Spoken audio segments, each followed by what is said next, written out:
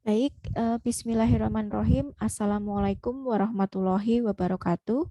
Kali ini Budian akan menyampaikan materi terkait dengan hukum tata negara darurat yang termasuk dalam objek kajian hukum tata negara yang kita pelajari di mata kuliah hukum tata negara.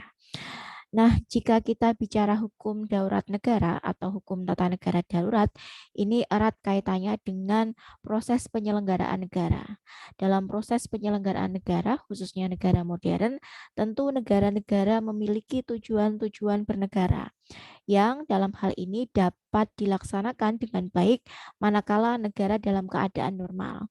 Tetapi tidak dapat kita pungkiri bahwa dalam kondisi tertentu negara juga mengalami keadaan-keadaan abnormal atau kondisi di mana negara mengalami keadaan darurat.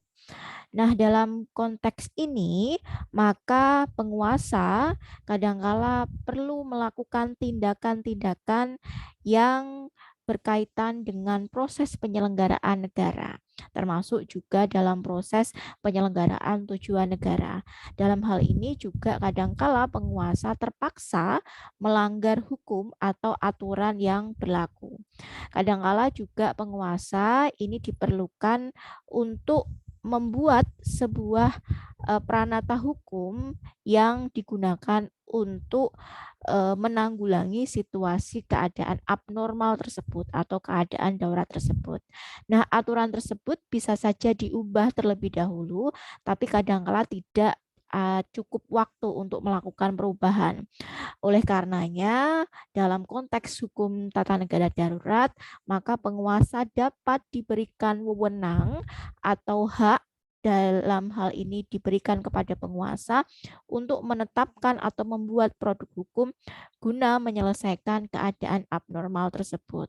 Dan dalam keadaan abnormal atau keadaan darurat tersebut juga ada sebuah aturan-aturan atau pranata hukum yang digunakan untuk mengatasi keadaan abnormal atau keadaan darurat tersebut. Nah, dalam istilah hukum tata negara darurat juga dikenal beberapa istilah lain seperti state emergency, state of civil emergency, kemudian state of war, kemudian state of public danger, dan lain sebagainya. Secara terminologi, hukum tata negara darurat menurut Prof. Sirman Sihombing diartikan sebagai selaku hukum tata negara darurat dalam keadaan bahaya atau darurat ialah rangkaian pranata dan wewenang negara secara luar biasa dan istimewa untuk dalam waktu yang sesingkat-singkatnya dapat menghapuskan darurat atau bahaya yang mengancam dalam kehidupan biasa menurut peraturan perundang-undangan dan hukum umum yang biasa. Nah, menurut Prof. Jimli A. Sidiki dikatakan bahwa dalam dunia akademis, khususnya hukum tata negara, perlu dibedakan antara hukum tata negara dalam artian yang berlaku dalam keadaan biasa, dalam hukum tata negara yang berlaku dalam keadaan tidak normal atau abnormal. Nah, inilah yang kemudian disebut sebagai hukum negara darurat atau hukum tata negara darurat. Nah, secara peristilahan kita mengenal dua peristilahan, yakni dikenal dengan istilah statnotreh dan nutstatreh. Dua-duanya dapat dikatakan ini adalah hukum tata negara darurat atau hukum daurat negara. Statnotreh itu diartikan sebagai hak daurat negara atau hukum tata negara darurat subjektif. Sedangkan nutstatreh ini adalah hukum darurat tata negara. Sama-sama dalam artian ini adalah hukum tata negara darurat. Nah, oleh karenanya dalam dua pengertian ini kita dapat menemukan dua pengertian, yakni hukum tata negara darurat sebagai gabungan antara pengertian statnotreh dan nutstatreh dalam arti objektif maupun hukum tata negara darurat sebagai pengganti terjemahan statnotreh dalam arti subjektif. Maka secara jenis dari terminologi tersebut, kita juga mengenal hukum tata negara darurat atau Stadtnoodrecht itu dalam arti subjektif dan Stadtnoodrecht dalam arti objektif. Stadtnoodrecht dalam arti subjektif itu merupakan hak negara atau penguasa untuk bertindak dalam keadaan bahaya atau darurat dengan cara yang menyimpang dari ketentuan undang-undang. Sedangkan Stadtnoodrecht dalam arti objektif itu adalah hukum yang berlaku dalam masa negara dalam keadaan darurat tersebut. Yang diutamakan dalam hal ini adalah keadaan daruratnya. Dengan kata lain, Nusstadtrecht atau Stadtnoodrecht objektif merupakan HTN yang berlaku dalam keadaan negara pada saat darurat atau kegentingan yang memaksa. Nah, jika kita menilik dalam pengaturan di Indonesia, maka pengaturan hukum darurat negara itu juga disampaikan dalam Undang-Undang Dasar 1945. Khususnya ada di dalam pasal 12 dan pasal 22 Undang-Undang Dasar 1945. Dalam pasal 12 disebutkan Presiden menyatakan keadaan bahaya, di mana syarat-syarat dan keadaan bahaya ditetapkan dengan undang-undang. Nah, dalam konteks ini, dalam pasal 12 ini bisa diartikan merupakan Stadtnoodrecht subjektif karena Presiden memiliki kewenangan atau hak untuk menetapkan keadaan bahaya manakala Indonesia itu terjadi keadaan bahaya ataupun keadaan darurat.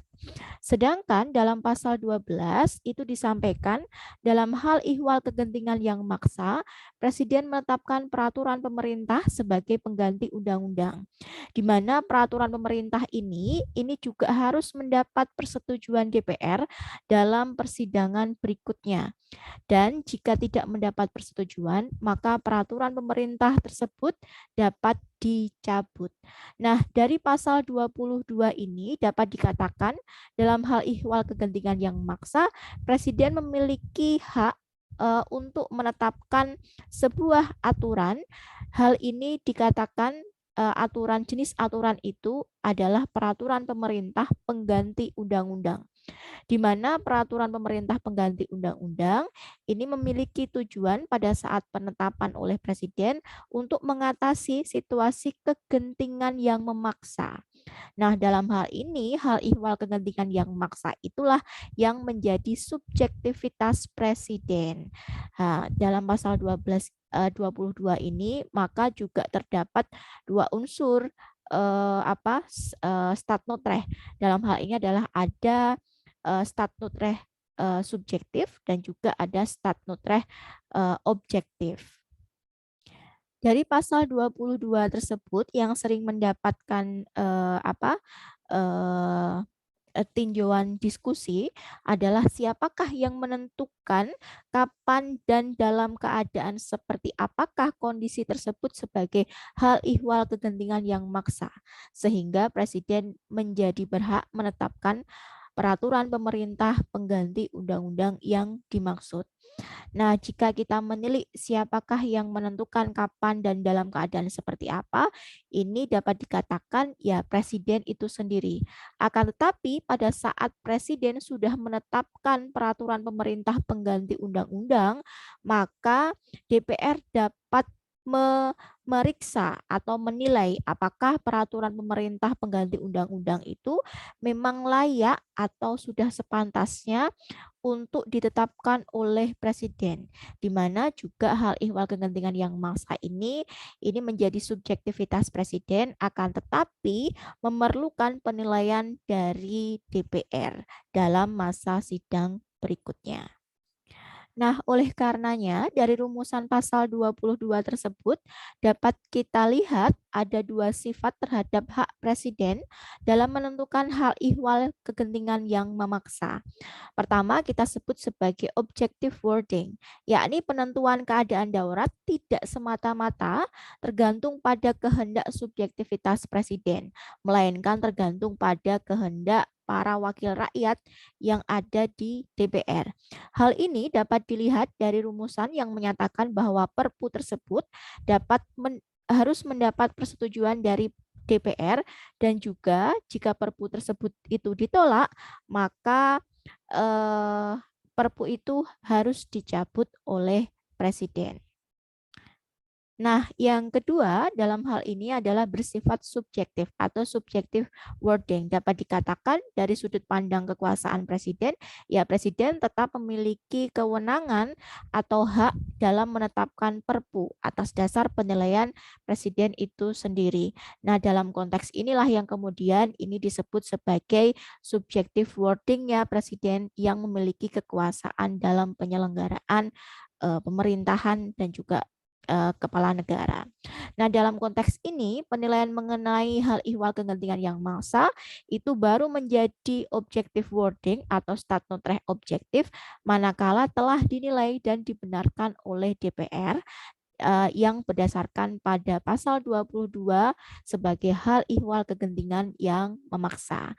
Nah, jadi dapat dikatakan dalam pasal 22 itu terdapat subjektif wording atau subjektif stat notreh manakala presiden itu memiliki hak untuk mengeluarkan perpu, akan tetapi dia juga bisa menjadi objektif stat notreh manakala perpu yang sudah dikeluarkan oleh presiden itu tidak lagi menjadi subjektivitas presiden tetapi sudah dinilai oleh DPR. Apakah kegentingan yang maksa itu telah terpenuhi dan juga dalam konteks ini perpu itu memang layak untuk dikeluarkan oleh presiden untuk mengatasi kegentingan yang memaksa yang terjadi di Indonesia itu sendiri.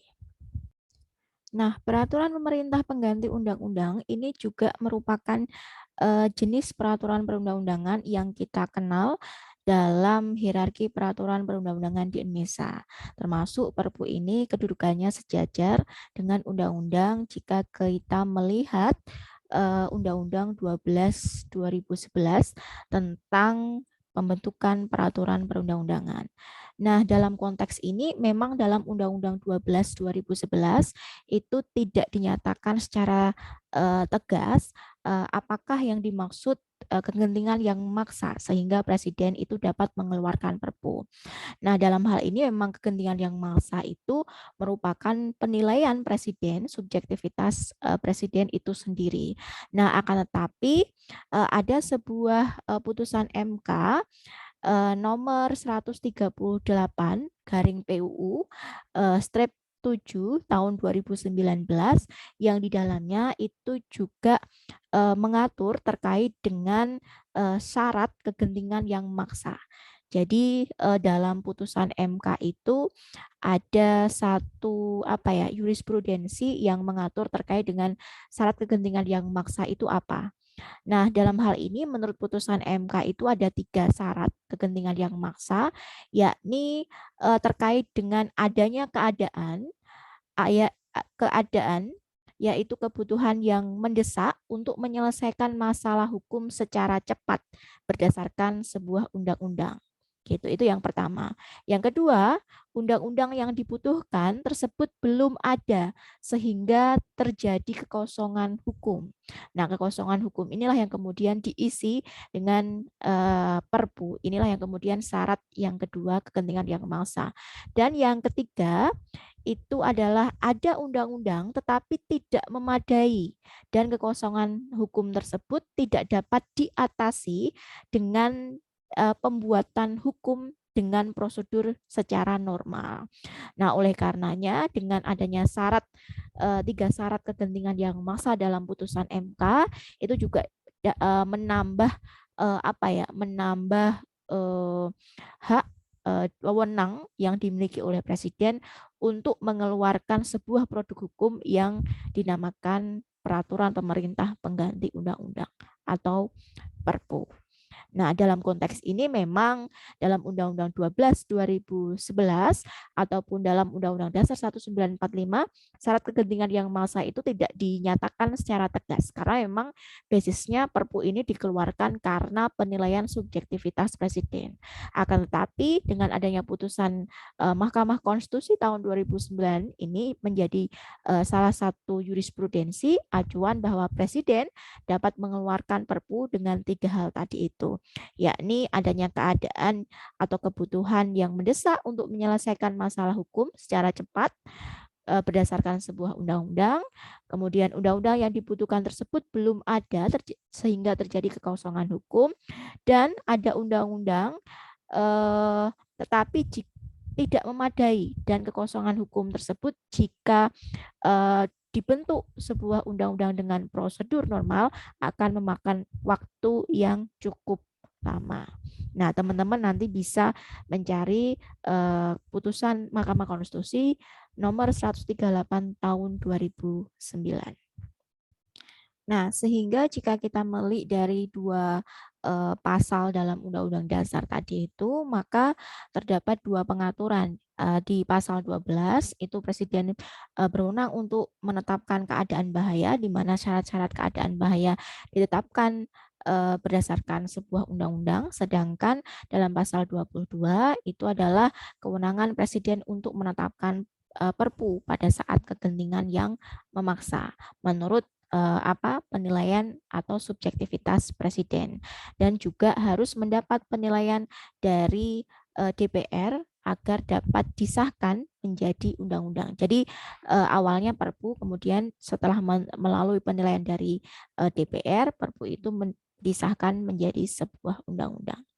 Nah, dari pasal 12 pada saat presiden menetapkan keadaan bahaya, ini dasarnya adalah undang-undang keadaan bahaya, di mana ada beberapa pengaturan ya. Misalnya ada Undang-Undang Nomor 74 Tahun 57, di mana ini membedakan antara keadaan darurat dan keadaan perang. Kemudian keadaan bahaya tidak mencakup keadaan perang. Kemudian juga terkait dengan keadaan darurat, ya kan, dan keadaan perang. Nah, sedangkan yang kita pakai saat ini masih berlaku sampai ini adalah Undang-Undang 23 tahun 59 yang mencakup 3 keadaan. Nah, keadaan bahaya itu ada keadaan darurat sipil, keadaan darurat militer, dan keadaan darurat perang. Nah, dalam Perpu 23 tahun 59 ini Presiden sebagai Panglima tertinggi Angkatan Perang itu dapat menetapkan keadaan bahaya, ya kan, di seluruh maupun di sebagian wilayah Indonesia dengan tingkatan keadaan darurat sipil, keadaan darurat militer, dan keadaan darurat perang. Nah, misalnya ini kaitannya dengan keamanan atau ketertiban hukum di seluruh wilayah Indonesia terancam oleh pemberontakan atau kerusuhan atau akibat bencana alam, sehingga dikhawatirkan tidak dapat diatasi oleh alat-alat perlengkapan secara biasa. Kemudian juga ada timbul perang atau bahaya perang atau yang dikhawatirkan perkosaan di wilayah negara Indonesia dengan cara apapun juga. Kemudian juga hidup negara berada dalam keadaan bahaya, dan dari keadaan tersebut ternyata dikhawatirkan ada gejala-gejala yang dapat membahayakan hidup negara. Nah, saat ini keputusan memberlakukan keadaan darurat atau keadaan bahaya yang dilakukan oleh Presiden itu melalui peraturan Presiden atau juga sebenarnya melalui Kepres yang ada saat ini seperti pandemi, akan tetapi tidak menggunakan dasar Perpu 23 tahun 59. Nah, nanti kita diskusikan bersama. Nah, selanjutnya adalah keadaan apa yang dapat dikategorikan sebagai keadaan berbahaya atau keadaan darurat. Nah, jika dalam Perpu 23 tahun 59 tadi itu limitasinya ada 3 hal tadi ini. Nah, menurut Prof. Jimli, ini sebenarnya juga keadaan bahaya atau keadaan darurat itu cakupannya bisa luas. Misalnya keadaan bahaya karena ancaman perang yang datang dari luar, kemudian juga keadaan bahaya karena tentara nasional sedang berperang di luar negeri, kemudian keadaan bahaya karena terjadi perang di dalam negeri atau pemberontakan, kemudian keadaan bahaya karena kerusuhan sosial, kemudian karena bencana alam, karena tertib hukum dan administrasi terganggu, keadaan bahaya karena kondisi keuangan negara, maupun keadaan lain di mana fungsi konstitusional tidak bekerja. Nah, dalam hal ini menurut Prof. Jimmy itu dapat dikatakan sebagai kategori keadaan bahaya atau keadaan darurat di luar dari ketentuan yang disampaikan dalam Undang-Undang atau Perpu 23 tahun 59. Nah, jika kita menilik, maka dalam keadaan darurat itu juga negara atau penguasa dapat melakukan beberapa hal, misalnya kewenangan untuk menangkap, kewenangan untuk menahan, kemudian pembatasan atas kebebasan fundamental, kemudian kewenangan terkait dengan prosedur pengadilan atau pemidanaan, kemudian kewenangan membatasi akses ke pengadilan, kewenangan atau imunitas lain yang dinikmati polisi, aparat keamanan, maupun hal-hal yang lainnya. Nah, dalam konteks ini bisa dilihat ini merupakan wewenang-wewenang yang dapat dilakukan oleh negara atau penguasa dalam keadaan darurat menurut Finkat. Nah, terkait dengan tindakan darurat. Nah, keadaan bahaya atau keadaan darurat tentu pernah terjadi di Indonesia dalam sejarah ketatanegaraan Indonesia, termasuk juga misalnya ada momentum G30 SPKI sehingga kemudian dilanjutkan adanya pergantian tampuk kepemimpinan dari Presiden Soekarno ke Presiden Soeharto, kemudian ada krisis moneter yang kemudian berimplikasi pada krisis politik sehingga adanya pergantian kepemimpinan antara Presiden Soeharto ke B.J. Habibie, kemudian ada keadaan darurat karena misalnya tsunami di Aceh, gempa di Yogyakarta, dan lain sebagainya. Dan saat ini kita juga dalam kondisi bisa dikatakan kondisi abnormal ya, karena kita dalam situasi pandemi COVID-19. Nah, dalam situasi pandemi COVID-19 ini ada hal yang menarik teman-teman. Nah, jika kita menilik dari konstitusi kita di dalam pasal 12 dan pasal 22 Undang-Undang Dasar 1945, Presiden memiliki kewenangan untuk menetapkan keadaan bahaya, yang pertama, dan yang kedua adalah Presiden memiliki kewenangan untuk menetapkan Perpu dalam kondisi kegentingan yang maksa. Dari dua aturan ini, Presiden ternyata tidak menggunakan pasal 12 untuk menetapkan pandemi COVID sebagai keadaan bahaya di Indonesia. Nah, akan tetapi Presiden menggunakan kewenangannya dengan menggunakan pasal 22 dan mengeluarkan Perpu, yakni Perpu nomor 1 tahun 2020 terkait dengan penggunaan anggaran untuk penanganan pandemi COVID-19, dan juga Presiden menggunakan Perpu ini untuk mengeluarkan Perpu nomor 2 tahun 2020 terkait dengan penundaan pilkada yang sebelumnya kita laksanakan di tahun 2020. Nah, hal ini menjadi diskusi yang menarik, mengapa kok Presiden tidak mengeluarkan penetapan keadaan bahaya. Padahal dalam pasal 12 sebenarnya Presiden dapat menggunakan hal ini. Akan tetapi Presiden hanya menggunakan pasal 22 untuk membuat sebuah produk hukum yang berbentuk Perpu untuk menangani kegentingan yang massa terkait dengan pandemi COVID-19. Nah, dalam konteks ini, pandemi COVID-19 ini, Presiden itu juga menggunakan Undang-Undang Keadaan Bahaya, di mana kita melihat Undang-Undang Keadaan Bahaya itu dalam Undang-Undang 24 tahun 2007 tentang penanggulangan bencana. Dalam penanggulangan bencana ini ternyata Presiden mengeluarkan ketetapan Presiden terkait dengan pandemi COVID-19 itu sebagai bencana non-alam. Nah, jadi Presiden tidak menggunakan pasal 12 untuk menetapkan Indonesia dalam kondisi keadaan bahaya, tetapi Presiden menggunakan Undang-Undang 24 tahun 2007 terkait dengan penanggulangan bencana, sehingga Presiden mengeluarkan ketetapan Presiden terkait dengan COVID-19 itu sebagai bencana non-alam. Nah, melalui Kepres Keputusan Presiden nomor 12 tahun 2020, maka Presiden menetapkan bencana non-alam penyebaran COVID-19 itu sebagai bencana nasional. Nah, dalam konteks ini Presiden tidak menetapkan keadaan bahaya dengan berdasarkan pasal 12 Undang-Undang Dasar 1945, akan tetapi Presiden mengeluarkan ketetapan Presiden nomor 12 tahun 2020 terkait dengan penyebaran COVID-19 sebagai bencana non alam, itu sebagai bencana nasional. Nah, oleh karenanya dalam pandemi COVID-19 ini Presiden juga membentuk berbagai produk hukum ya, diantaranya ada PP terkait PSBB, kemudian juga ada peraturan Menteri Dalam Negeri terkait dengan PPKM dan lain sebagainya. Nah, hal ini kemudian merujuk pada undang-undang terkait dengan kekarantinaan kesehatan, yakni Undang-Undang Nomor 18 tahun 2018, nomor 6 tahun 2018.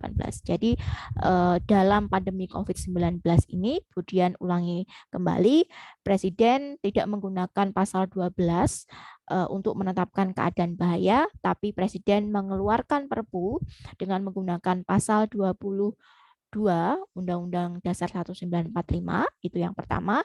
Yang kedua, Presiden menggunakan Undang-Undang Penanggulangan bencana sehingga mengeluarkan keputusan Presiden nomor 12 tahun 2020, dan kemudian juga Presiden menggunakan Undang-Undang Kekarantinaan Kesehatan nomor 6 tahun 2018, yang kemudian itu secara teknis dibentuklah beberapa peraturan-peraturan di bawahnya, seperti peraturan pemerintah terkait dengan PSBB, kemudian juga ada peraturan Menteri Dalam Negeri, ada peraturan perhubungan, Menteri Perhubungan, kemudian yang terakhir ada instruksi Mendagri terkait dengan PPKM dan lain sebagainya.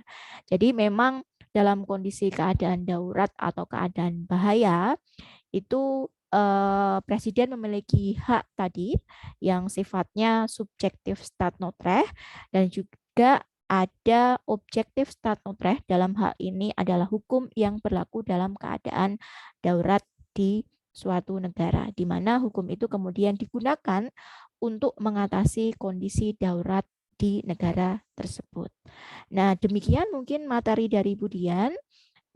Kita akhiri dan kita lanjutkan materi selanjutnya pada pertemuan selanjutnya.